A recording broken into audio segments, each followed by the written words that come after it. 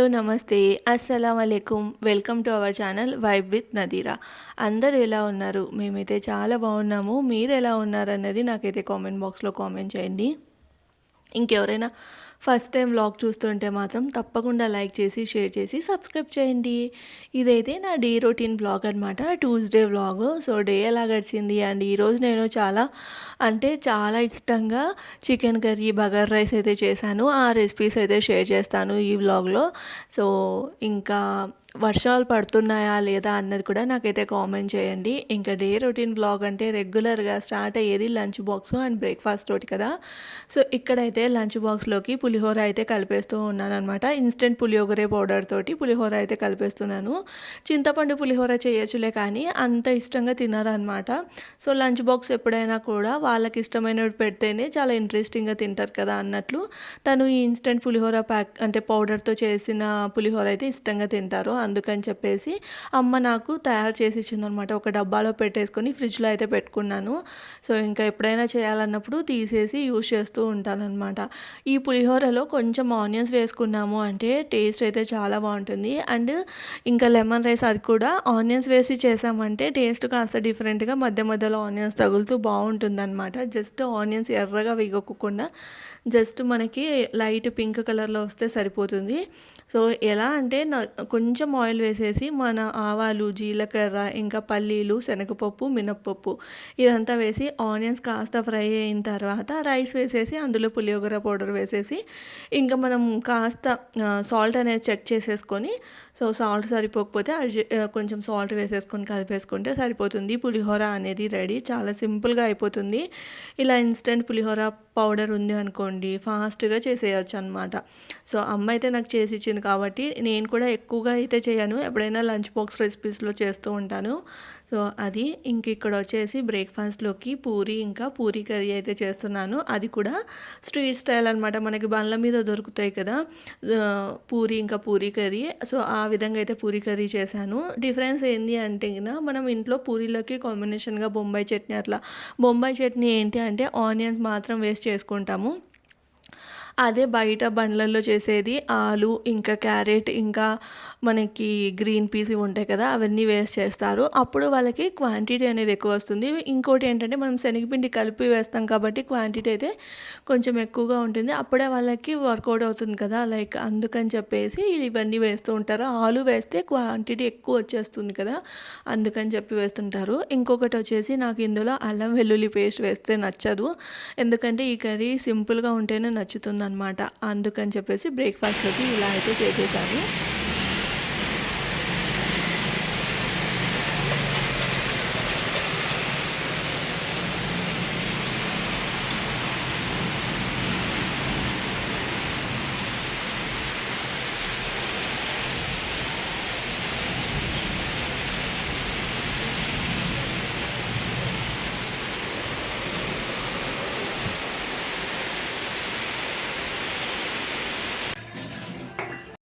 So ఇంకా బ్రేక్ఫాస్ట్లోకి అలా puri curry, అలానే లంచ్ బాక్స్లోకి పులిహోర అయితే చేసేసాను. ఇంకా మార్నింగ్ అయితే హస్బెండ్ ఆఫీస్ వెళ్ళిన తర్వాత ఇంకా వర్క్స్ అంటూ ఏం పెద్దగా ఉండవు కదా, రెగ్యులర్గా చేసుకునే మన క్లీనింగ్, మోపింగ్ ఇదంతా ఉంటుంది. అయితే ఫుల్ వర్షం స్టార్ట్ అయిపోయిందనమాట. ఈ మధ్య అయితే ప్రతిరోజు వర్షం పడుతుంది. ఫస్ట్లో బాగానే అనిపించింది, కానీ ఇప్పుడు ఏంటి అంటే కంటిన్యూస్గా వర్షం పడడం వల్ల బయట రోడ్లు ఆరకుండా మొత్తం బురదలాగా ఉంటుంది. సో కొంచెం ఎండ వస్తే బాగుండు అన్నట్లయితే అనిపిస్తుంది అనమాట. ఒక్క రోజు కూడా ఆగకుండా వర్షం అయితే పడుతూనే ఉంది. సో మీరున్న ఏరియాస్లో కూడా వర్షం పడుతుందా లేదా అన్నదైతే నాకు కామెంట్ చేయండి. ఇంక ఇక్కడ వచ్చేసి నైట్ డిన్నర్ అనమాట. సో నాకైతే కొంచెం హెల్త్ అప్సెట్గా ఉంది, డే మొత్తం లైక్ చిరాగ్గా అంత బాగాలేదనమాట. ఇంకా అలానే కూర్చుండిపోయాను, పెద్దగా అయితే ఏం వర్క్స్ చేసుకోలేదు, జస్ట్ క్లీనింగ్ అంతా చేసేసుకొని ఇంకా లైక్ ప్రైమ్లో వచ్చేసి మన పిక్చర్ వచ్చింది కదా, ఇది సన్ ఆఫ్ వైజయంతి అని చెప్పేసి. సో ఆ పిక్చర్ అయితే పెట్టుకున్నాను. నాకైతే అస్సలు నచ్చలేదు, అంటే కొంచెం మంచిగా ఎక్స్పెక్ట్ చేశాను కానీ అస్సలు ఫార్వర్డ్‌లో పెట్టుకుందామా అన్నట్లు అనిపించింది. బట్ ఇంకా టైమ్ పాస్ కావాలి కదా అన్నట్లు అట్లే పెట్టుకొని చూసాను. నాకైతే అస్సలు నచ్చలేదనమాట. సో, ఎవరైనా పిక్చర్ చూసుంటే మీకెలా అనిపించింది అన్నది నాకైతే కామెంట్ చేయండి. ఇంకా నైట్ డిన్నర్‌కి చికెన్ కర్రీ తర్వాత బగారా రైస్ అయితే చేస్తున్నాను. బయటైతే ఫుల్లు వర్షం పడుతుందనమాట. సో, ఇలా వర్షం పడుతున్నప్పుడు వేడి వేడిగా చికెన్ కర్రీ, బగారా రైస్ చేసుకొని తింటే సూపర్‌గా ఉంటుంది కదా! అది కూడా నాకెప్పుడైనా ఇట్లా చేసుకొని తినాలి అని అనిపించినప్పుడు మాత్రం ఎక్స్‌పెరిమెంట్స్ అయితే అస్సలు చేయను. నేను రెగ్యులర్‌గా ఎలా చేసుకుంటానో అలానే చేసుకుంటాననమాట. అదే మనం బాగా లీజర్‌గా ఉన్నప్పుడు ఇంకా కొత్త కొత్తగా అయితే ట్రై చేస్తూ ఉంటాను. సో, ఈరోజైతే బేసిక్‌గా నేను రెగ్యులర్‌గా ఇంట్లో చేసే చికెన్ కర్రీ, సో, అదైతే చేస్తూ ఉన్నాను. అయితే మేము ఇంట్లో నాన్ వెజ్ చేసి ఒక 15-20 డేస్ అయిపోయింది. మొన్న బిర్యానీ చేశాను కదా! సో, అప్పుడు ఒక కిలో చికెన్ అయితే తీసుకొనొచ్చాము. సో, అప్పుడు బిర్యానీ చేశాను కొంచెము. ఇంకా వెంటనే ఇంకా ఇది కూడా యూజ్ చేసేస్తున్నాననమాట. ఎక్కువ రోజులు పెట్టడం కూడా మంచిది కాదు కదా అన్నట్లు దీనితోటైతే చికెన్ కర్రీ అయితే చేస్తూ ఉన్నాను. 15-20 డేస్ తర్వాత నాన్ వెజ్ అయితే తింటున్నాము. అంటే ఈ మధ్య ఏమవుతుంది అంటే గన తినొద్దు అన్నదంతా ఏం లేదు, కానీ అసలుకు ఆ ఊహ రావట్లేదనమాట. ఇది తినాలి, అది తినాలి అన్నట్లు ఏం అనిపించట్లేదు. అంతే. ఇంక ఇక్కడొచ్చేసి చికెన్ కర్రీ నేను బేసిక్‌గా ఎలా చేస్తాను అంటే కుక్కర్‌లోనే చేస్తాననమాట. కుక్కర్‌లోనే అంటే రైస్ కానీ, కర్రీ కానీ ఇదంతా కుక్కర్‌లోనే చేస్తాను. నాకు నార్మల్ గిన్నెలలో చేస్తే ఏంటంటే టైమ్ కన్స్యూమింగ్ ప్లస్ ఏంటి అంటే గ్యాస్ కూడా ఎక్కువ కన్స్యూమ్ అవుతుంది కదా అన్నట్లు నేను ఇలా ప్రిఫర్ చేస్తూ ఉంటాను. దట్ టూ ఇంకోటి ఏంటంటే నైట్ డిన్నర్‌కి చేస్తున్నాను. హస్బెండ్ వచ్చున్నారు. ఇంకా తనొచ్చారు అంటే నేను అనవసరంగా కిచెన్‌లో టైమ్ స్పెండ్ చేస్తూ అలా ఉండననమాట. అండ్ ఈవినింగే లంచ్ కానీ డిన్నర్ కానీ అట్లా ప్రిపేర్ కూడా చేయను. ఎందుకంటే వచ్చిన తర్వాత అడిగి చేస్తాను. ఇప్పుడు మనకిష్టం వచ్చిన కర్రీ అది అంతా చేసి పెట్టేసాము అనుకోండి, ఇంకా మళ్ళీ వాళ్ళకి నచ్చకపోతే అంటే మనకు అంత మంచిగా అనిపించదు కదా! అందుకన్నట్లు వెయిట్ చేస్తాననమాట. వచ్చిన తర్వాత వెంటనే అడిగేసి ఇంకా అంటే తను ఫ్రెష్ అయిపోయి కొంచెం రిలాక్స్ అయ్యేంత లోపల నేనైతే వంట చేసేస్తాను. ఇంకా వంట చేసేసి కూర్చున్నామంటే ఇంకా మళ్ళీ ఎప్పుడు ఆకలేస్తే అప్పుడు తినేయొచ్చు కదా అన్నట్లు. సో, ఇంకా కుక్కర్‌లో ఆయిల్ వేసేసి ఆనియన్స్ లైట్‌గా వేగిన తర్వాత ఇందులో కొబ్బెర ఇంకా కొత్తిమీర పేస్ట్ నా దగ్గర ఉందని వేసేసాను. కానీ ఎండు కొబ్బెర, ఇంకా కొత్తిమీర, అల్లం వెల్లుల్లి, ఆనియన్ గ్రైండ్ చేసి వేస్తాననమాట రెగ్యులర్‌గా అయితే. ఇంకా నా దగ్గర ఉందిలే అన్నట్లు ఫస్ట్ ఆనియన్స్ వేసి కాస్త ఫ్రై చేసేసి ఇంకా చెప్పాను కదా మసాలా. సో, ఆ మసాలా వేసేసి పచ్చివాసన పోయిన తర్వాత కొంచెం టమాటో ఇంకా చికెన్ అనమాట, క్లీన్ చేసి పెట్టుకున్న చికెన్ అందులోనే ఇంకా మన బేసిక్ మసాలాలు ఉప్పు, కారం, పసుపు ఇంకా వచ్చేసి కాశ్మీరీ రెడ్ చిల్లీ పౌడరు. నేనైతే కర్రీకి కలర్ రావాలి అంటే ఈ కాశ్మీరీ రెడ్ చిల్లీ పౌడర్ అయితే కంపల్సరీగా వేస్తాను. సో, అది వేసేసి మొత్తం అయితే కలిపేసుకున్నమాట. ధనియాల పొడి, జీలకర్ర పొడి ఇదంతా వేసేసి మొత్తం కలిపేసుకొని కాస్త మగ్గిన తర్వాత చికెన్ కాస్త మగ్గిన తర్వాత అందులోకి వాటర్ అనమాట, మనకి గ్రేవీ కన్సిస్టెన్సీ ఎలా కావాలో అలా వాటర్ అడ్జస్ట్ చేసుకొని వేసుకొని ఇంకా లాస్ట్లో కసూరి మేతి అయితే వేసేసాను. సో, కొత్తిమీర ఏంటి అంటే నేను సర్వ్ చేసేటప్పుడు వేస్తానన్నమాట, ఇందులో అయితే వేయను. సో, ఇంకా మూత పెట్టేసుకొని ఒక విజిల్ వచ్చిన తర్వాత నెక్స్ట్ విజిల్ వస్తూ ఉన్నప్పుడు మనం స్టవ్ ఆఫ్ చేసేస్తే సరిపోతుంది. మనకి చికెన్ కర్రీ అనేది రెడీ. ఇక్కడ బగారా రైస్ అయితే చాలా లైట్‌గా ఉండాలని చేస్తూ ఉన్నాను. అంటే నైట్ డిన్నర్‌కి కదా! ఈ మధ్య చాలా అంటే డిన్నర్ చాలా తక్కువ తింటున్నాము. లైక్ ఎక్కువ హెవీగా అలా ఏం తినట్లేదు. మరి ఒకటే రోజు ఎక్కువ డిన్నర్ అంటే ఎక్కువ మసాలాలు అయిపోతే ఇబ్బంది అయిపోతుందని చెప్పేసి లైట్‌గా మసాలా పెట్టి బగారా రైస్ అయితే చేస్తున్నాను.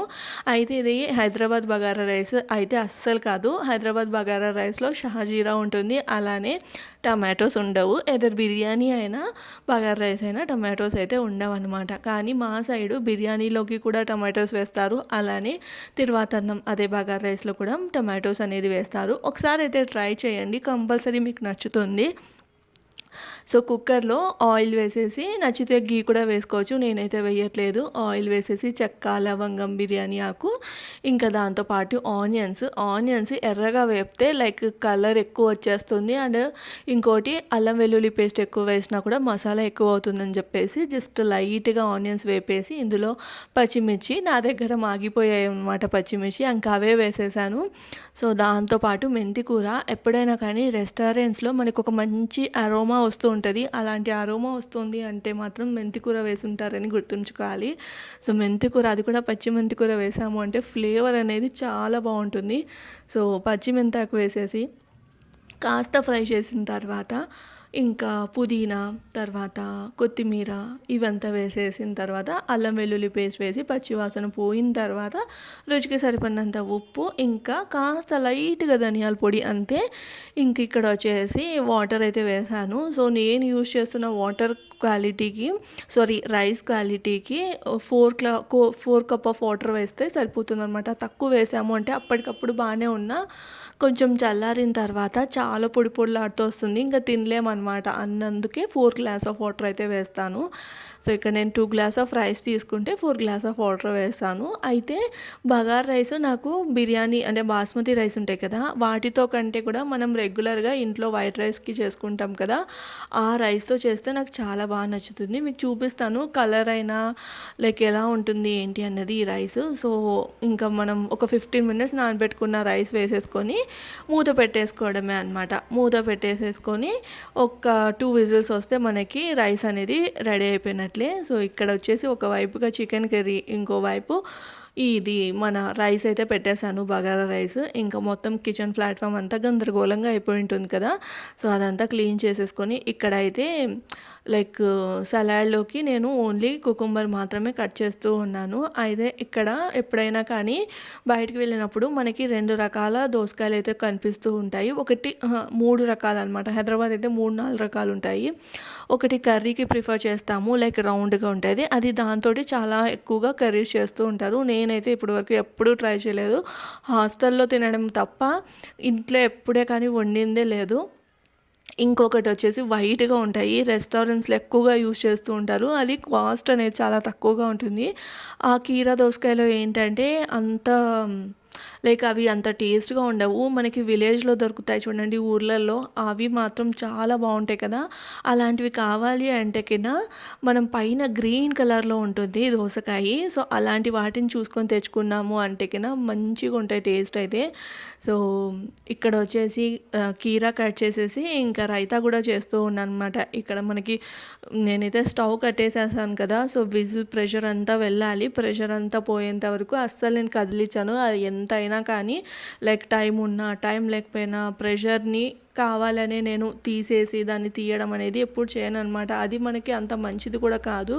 కావాలంటే ముందు లేచి నిదానంగా వర్క్ చేసుకోవచ్చు, కానీ ఇలా మనం తొందరలో ఎప్పుడే కానీ చేయొద్దు. సో, అయితే రీసెంట్గా అంటే అమ్మ చెప్పిందనమాట, కుక్కర్ విజిల్ అనేది చెక్ చేస్తూ ఉండాలి. హోల్స్ అట్లాంటివి కూడా మనం మధ్య మధ్యలో చెక్ చేసుకుంటూ ఉండాలి.